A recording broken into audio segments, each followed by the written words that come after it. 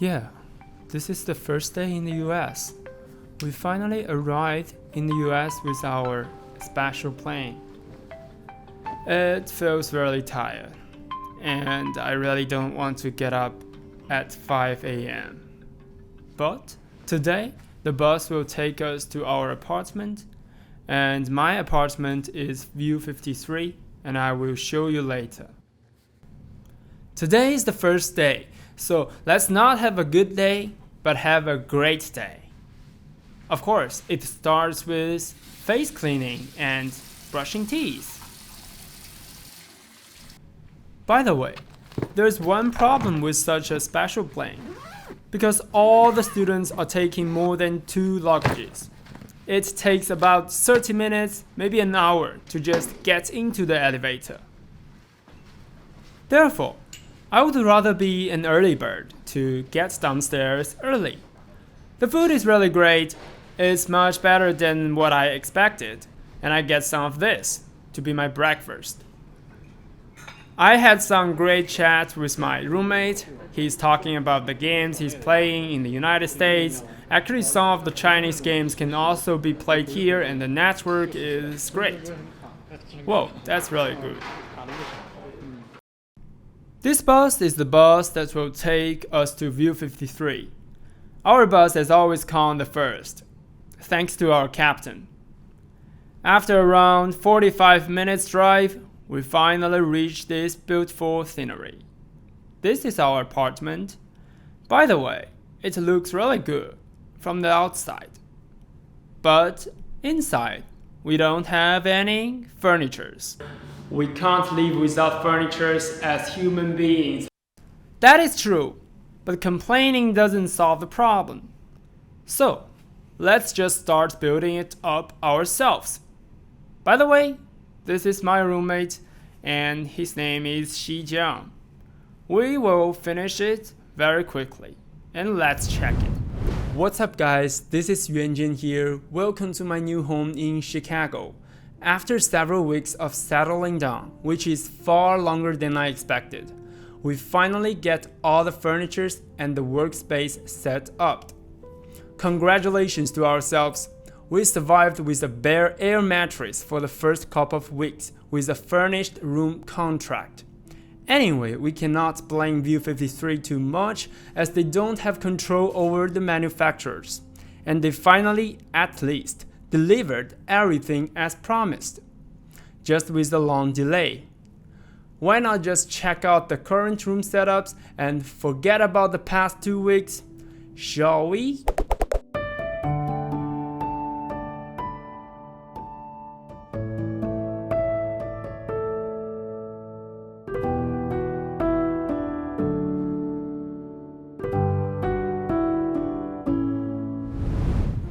As a foreign student stepping on this land for the first time, there are a lot more things to worry about other than the furnitures. I know that some of you may still be mad at the service of View 53, but as the problem is solved, let's just move on. When you are watching this video, you are probably also attending the University of Chicago or maybe some other universities in the United States and wonder what the next step is to successfully and conveniently pursue your degree. I will conclude some of the most frequently asked questions and their solutions in this video to make your life easier. Maybe at least easier than mine. First of all, we need a US bank account and a credit card. We will first clarify why and what it means, and then describe how. Without a US bank account, you cannot pay your bills with eCheck, and you need to pay your tuition fee with Flywire, Payoneer, or other types of international transaction method, which all charge a significant amount of handling fee. The US bank system is different from China's and many other countries' system. When you open an account, you will first have an account number and a routing number, which should be classified to other people than you. Because with these 2 numbers, transactions can be completed. This is also how eCheck, direct deposit, and other university refunds and charges rely on. The account has 2 different types: checking account, and saving account. For practical usage, we always want to have a checking account to be able to do all kinds of transactions, including paying tuition fees. The saving account is just for very low interests, and you cannot directly conduct transactions on a saving account. So if you have lots of money that you don't need them right now, you can put them into a saving account for future usage. But the interest in the US is pretty low, and you actually don't want to earn money by putting money into a saving account. In addition, the major banks like the Bank of America have zero liability on both debit and credit card, which means it is safe to just put all your money in a checking account. To conclude, as an international student, we need a checking account. Then it comes to the card.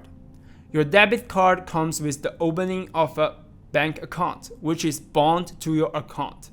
To make it clearer, your debit card and your account are two separate things.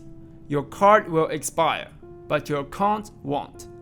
This is pretty different from the China's bank system, where your debit card is almost the same as your bank account, and your account number is the card number. It's not the case here in the US. You can use your US bank's debit card pretty much the same way as your credit card because they have identical format. However, credit card is still safer, and you can earn cashback by using credit card. It is safer because there is a card limit in your credit card, and even if your card is stolen or information is leaked to hackers, they can only use no more than the amount of money limited by your card limit. As I said, when someone else uses your card without your permission, you have zero liability, no matter if it's a debit card or a credit card. But it takes time for the bank to investigate into such cases when it happens, and for your debit card, you may have $100,000 stolen since there is no card limit, and it takes several months to get this money back. The second thing about credit card is that you get benefits such as cashback when you purchase products with a credit card. It is because the merchants need to pay a handling fee for each credit card transaction, and the bank loves to receive the handling fee by boosting up consumption. In other words, over time, you will use less money to buy products with a credit card than a debit card. The problem is, for most foreign students, they need to pay the tuition fee before they arrive in the US for the first time with a valid F1 or J1 visa. Then it sucks, and you will have to pay some additional fee during the period when you have no US bank accounts. My solution is to have a summer program or exchange program during the undergraduate years and set up the bank then. And when you actually become a graduate student, no such problem will bother you. Or you can apply for a PhD program like I did and let the school pay the tuition fee for you, which also solved the problem. Anyway, after arriving in the US, you have no bank account, create one as soon as possible. Bank of America is a good starting point when you have no social security number and credit history, because they will approve your credit card application without additional requirement.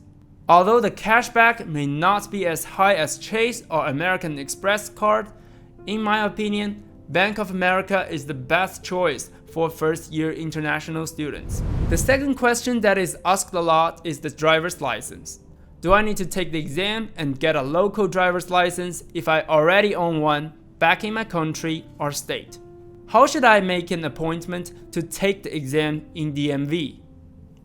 There are so many discussions in our WeChat group, online platforms, social media, and etc. Most of the answers come from partially understanding of the laws of Illinois. So I wish to show you the information from the official document and explain it in a correct way. First, if you have a driver's license from China, for instance, you are allowed to drive in Illinois during your entire student period, no matter if it's 1 year, 4 years, or 5 years. Many people are saying that you need to get an Illinois license after 90 days. That is partially true, as there is a 90 days limit. But here's a statement in the exemptions section. Individuals may drive in Illinois without a valid license if they are an out-of-state student, attending an Illinois college/university. They and their spouse and children may drive with a valid license from their home state or country. Also, I hope you to notice the first point which says permanently moved to Illinois. As an international student, are we out-of-state students? Of course we are, and the exemption is suitable for all of us. According to the definition of out-of-state students, they are not permanent resident of a state. So people need to at least be a permanent resident to be considered not an out-of-state student, which means they either have a green card or are American citizens. The crucial part here is the word permanent. Some students worry about their resident status as they are paying taxes to Illinois. Does that mean they need to get an Illinois driver's license to drive in Illinois because of becoming a resident? The answer is no, because they are residents but not permanent residents. So, if you already have an American driver's license in whichever state, you don't need to get a new license to drive in Illinois. For those foreign students with a valid license, for instance, a Chinese driver's license, they can also drive in Illinois without a new license according to the law. But do I recommend students with a foreign driver's license to take the exam to obtain a US driver's license? Yes, that's because some states outside Illinois do not recognize foreign driver's license. For instance, in the near neighbor state, Wisconsin, you cannot drive with a Chinese driver's license. Therefore, to be more convenient in the future, I consider it a good idea to just get an Illinois driver's license so you can travel with a car in the United States. The next question is how to make an appointment to take the exam. A simple answer is that you don't make an appointment, but directly go to a Secretary of State facility with all the documents. What documents are required? They are all stated in the single official document called Illinois Rules of the Road. I know you don't want to read it, so I've read it for you. To obtain a real ID, you need proof of identity, proof of date of birth, proof of social security number, proof of signature, and 2 documents to prove Illinois residency. Real ID means that your driver's license can be used to take a domestic flight in the US. But if you just want to have a driver's license but not a real ID, you only need 1 document to prove your residency. According to the rules, you always need a social security number to apply for a driver's license. But in reality, many international students are not eligible to obtain a social security number.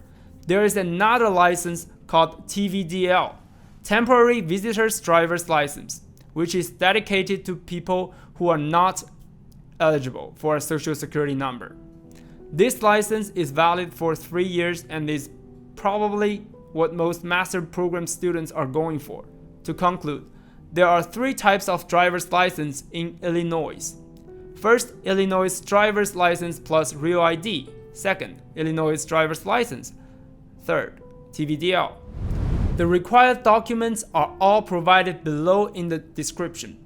Please take a look before going to the DMV, and you're welcome.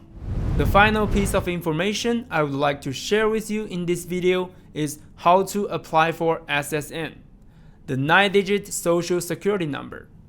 The single most important first step is to check in with OIA when you enter the US border. Many students forget about that, and some are unfortunately to be expelled and lost their student status. Let me emphasize it again. Check in with OIA as soon as possible. The next thing is to obtain an employment letter and a support letter from the school. There are 2 paperwork and are physical papers. Electronic versions are not okay. The concrete steps to get these files are clearly written on the website of UChicago. I cannot read that for you this time, as you really need to read them carefully and make sure you have all the required documents ready in your hands. Finally, It is to wait for 10 days before making an appointment with Social Security Administration office. You need to call them and get used to the US phone call styles, which is prepared to wait for 30 minutes before someone picks up your phone. Above are the information that I wish someone told me before I came here in Chicago, and I hope some of you will benefit from that. By the way, this is my first video recorded in Chicago to share some experience and life with you.